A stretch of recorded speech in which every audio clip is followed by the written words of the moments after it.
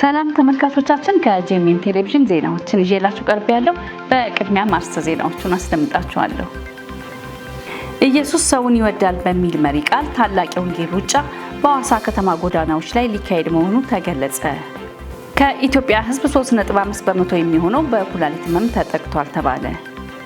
ከውጪ የዓለማችን የሙቀት መጠን መጨመር የአይጦች ቁጥር እንዲበራከት እያደረገ ነው ተባለ። ከዜናዎቹ ጋር ቤቴል ታምራት ነኝ። እንድትከታተሉት እየጋበዝኩኝ ወደ ዝርዝር ዜናዎች አልፋለሁ። ኢየሱስ ሰውን ይወዳል በሚል መሪ ቃል ታላቅ የወንጌል ሩጫ በሐዋሳ ከተማ ጎዳናዎች ላይ ሊካሄድ መሆኑ ተገለጸ። ይህ የጎዳና ላይ ሩጫ ቅዳሜ መጋቢት 6 2017 ዓ.ም ማለዳ 12 ሰዓት መነሻውንና መድረሻውን ፒያሳ ሲዳማ ባህል አዳራሽ ያደረገ መሆኑ ተገልጿል። በዚህ ታላቅ የወንጌል ሩጫ ላይ ወንጌል ስለሚሰበክ በልጁ በኢየሱስ ክርስቶስ ያመኑ ቅዱሳን ሁሉ ያልዳኑ ወገኖችን በመጋበዝ እንዲገኙ ጥሪ ቀርበዋል። የዚህ መርሃ ግብር አዘጋጆች በሐዋሳ ከተማ የሚገኙ ሁሉም የሙሉ ወንጌል አጥቢያ ቤተክርስቲያንና ህብረቶች ሲሆኑ በከተማዋና በዙሪያ ባሉ አካባቢዎች ላይ ያሉ ምዕመናን ይሳተፋሉ ተብሏል። መረጃውን ከኢትዮጵያ ሙሉ ወንጌል ቤተክርስቲያን ገጽ አገኘ ነው።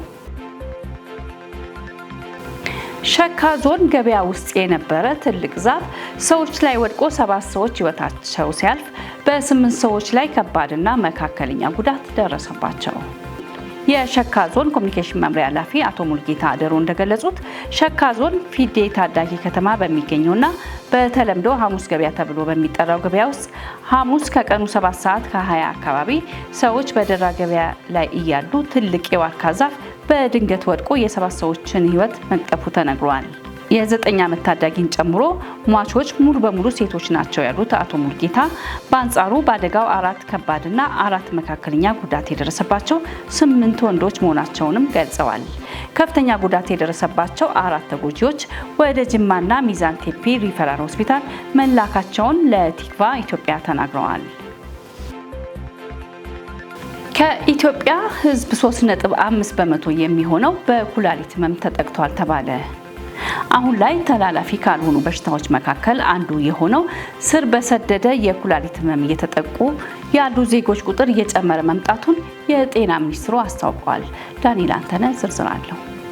በሚኒስትሩ ተላላፊ ያልሆኑ በሽታዎችና ከአእምሮ ጤና ዴስክ ኃላፊ ዶክተር ሰላማዊ ታየለ እንደተናገሩትም በኩላሊት ህመም ምክንያት በዓለም ላይ ከ100 ሺዎች መካከል 24ቱ ለህልፈት ይዳረጋሉ ብለዋል። አያይዘውም በፈረንጆቹ 2015 ላይ በተጠናው ጥናት መሰረት በኢትዮጵያ 3.5% የሚሆነው የህብረተሰብ ክፍል በኩላሊት ህመም እንደተጠቃም ያሳያል። ከኩላሊት ህመም አጋላጭ መንስኤ ጋር በተያያዘም አሁን ላይ በቂ መረጃ እንዲኖር ጥናት እየተደረገ እንደሚገኝም ገልጸው ጥናቱ ሲጠናቀቅ በበሽታ የተያዙ ዜጎች ቁጥር ከዚህም ሊልቅ እንደሚችልም አመላክተዋል። የኑሮ ዘይቤ መቀየር በተለይም ከፋብሪካ ታሽገው የሚወጡ ምግቦች አዘውትሮ የመመገብ ልማድ መኖር በርካታ ዜጎችን ስር ለሰደደ የኩላሊት ህመም ተጋላጭ እንዲሆኑም አድርጓቸዋልም ተብሏል።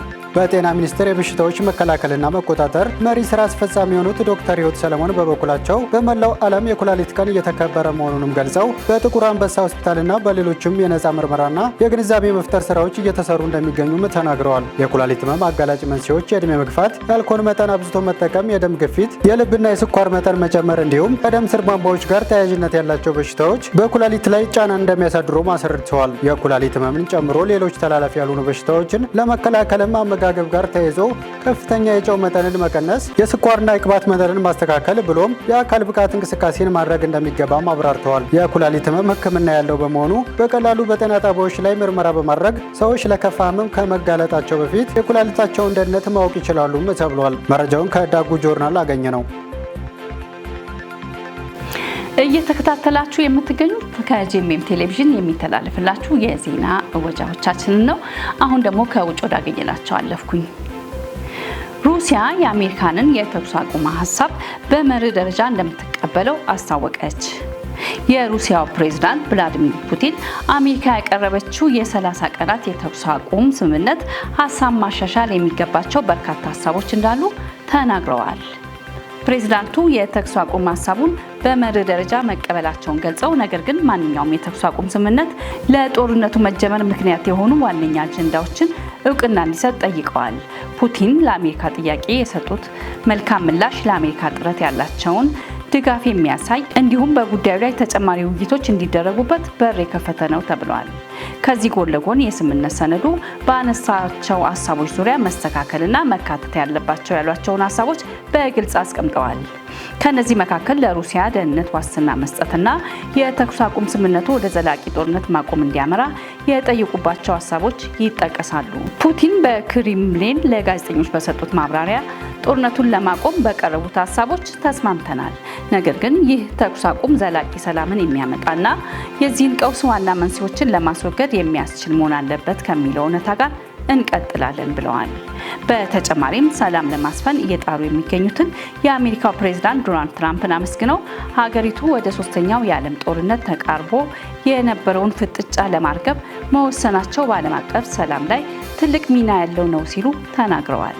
ትራምፕ በበኩላቸው የፑቲንን ንግግር በጣም ተስፋ ሰጪ ሲሉ የገለጹ ሲሆን ሩሲያ ትክክለኛውን ነገር ታደርጋለች የሚል እምነት እንዳላቸው ተናግረዋል። ሮይተርስ በዘገባው ሩሲያ ጊዜያዊ የተኩስ አቁም ስምምነቶች ዩክሬንን በድጋሚ ራሷን ለማደራጀት ልትጠቀምባቸው እንደምትችል ስጋት አላት። በዚህ የተነሳም ዋና ዋና የምትላቸውን ቅድመ ሁኔታዎች በማስቀመጥ የተኩስ አቁሙን የምትቀበልበት እድል ከፍተኛ መሆኑንም ዘግበዋል። በመጨረሻም የዓለማችን ሙቀት መጨመር የአይጦች ቁጥር እንዲበራከት እያደረገ ነው ተባለ። አይጦች በተለየ መንገድ ከተሞችን የመላመድ ክህሎት እንዳላቸው የተገለጸ ሲሆን ጥር ወር ላይ የወጣ አንድ ጥናት እንደሚያሳየው በከተሞች ላይ ያለው የሙቀት መጠን መጨመር የአይጦች ቁጥር እየበዛ እንዲሄድ አድርጎታል። ዝርዝር መረጃውን ዳንኤል አንተነህ ያቀርበዋል። ጥናቱ ከተሞች ከፍተኛ የሆነ የሙቀት መጠን እያስተናገዱ በሄዱ ቁጥር በዋሻዎች ያሉ አይጦች ቁጥራቸው ይጨምራል የተባለም ሲሆን በሪችሞንድ ዩኒቨርሲቲ አርባን ኢኮሎጂስት የሆኑትና የጥናቱ ጸሐፊ ጆታን ሪቻርድስ በበኩላቸው ከፍተኛ የሆነ የሙቀት መጠን ባሉ አካባቢዎች የሚኖሩ ሴት አይጦች በቶሎ መውለድ እንደሚጀምሩም ለማወቅ ችለዋል። ጥናቱ በ16 ከተሞች ከ2007 እስከ 2024 የተመዘገቡ ከአይጥ ጋር የተያያዙ ቅሬታዎችን እንደ ግብዓት የተጠቀመም ሲሆን ቅሬታዎቹ የአይጥ ቁጥር ጭማሪ እያሳየ መሆኑን አመላካች ናቸውም ተብሏል። በጥናቱ መሰረት በ11 ከተሞች ቅሬታዎቹ እየቀረቡ በነበረበት ጊዜ የአይጦች ቁጥር ጭማሪ ማሳየቱንም አረጋግጧል። በከፍተኛ ሁኔታ የአይጦች ቁጥር እየጨመሩባቸው ካሉባቸው ከተሞች መካከል ቀዳሚዋ ዋሽንግተን ዲሲ ስትሆን ባለፉት 10 ዓመታት በከተማይቱ ያሉ አይጦች ቁጥር በ390 በመቶኛ ጭማሪ አሳይቷልም ተብሏል። ከዲሲ በመቀጠል ሳን ፍራንሲስኮ 300 በመቶኛ ጭማሪ ያሳየች ሲሆን ቶሮንቶ 186 በመቶኛ ተከታዩን ስፍራም ይዘዋል። ተመራማሪዎቹ በርካታ የአየር ንብረት ለውጡ እንዴት ነው የአይጦች ቁጥር ጭማሪ ላይ ተጽዕኖ ሊያሳድር የሚችለው ብለው ይጠይቃሉ።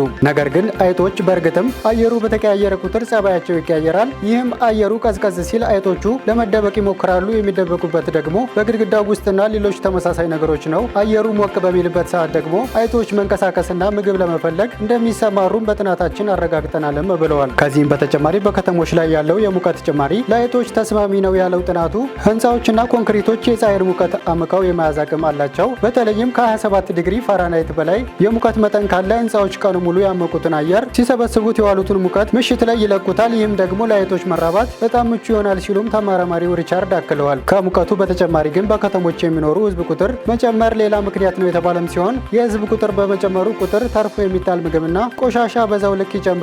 ይህም ደግሞ ለአይጦች ጥሩ የምግብ ግብዓት ሆኖ ያገለግላልም ብለዋል። የዕለቱን ዜናዎቻችን ከማብቃቴ በፊት አርዕስተ ዜናዎቹን ላስታውሳችሁ። ኢየሱስ ሰውን ይወዳል በሚል መሪ ቃል ታላቅ የወንጌል ሩጫ በሐዋሳ ከተማ ጎዳናዎች ላይ ሊካሄድ መሆኑ ተገለጸ። ከኢትዮጵያ ህዝብ 3.5 በመቶ የሚሆነው በኩላሊት ህመም ተጠቅቷል ተባለ። ከውጪ የዓለማችን የሙቀት መጠን መጨመር የአይጦች ቁጥር እንዲበራከት እያደረገ ነው ተባለ። ለዛሬ ያዝናቸው ዜናዎቻችን ይህንን ይመስሉ ነበር። አብሬያችሁ ቆይታ ያደረኩት ቤቴል ታምራት ነኝ ከአዘጋጆቹ ነጻነት ዋቁማና ዳንኤል አንተነህ ጋር እንዲሁም ደግሞ ከመላው ስቱዲዮ ባለሙያዎቻችን ጋር አብረናችሁ ነበር። ከቀሪ የጄኤምኤም ቴሌቪዥን ፕሮግራሞች ጋር እንድትሆኑ በአክብሮት ጋበዝኩኝ። እስከዛው ሰላም ቆዩ።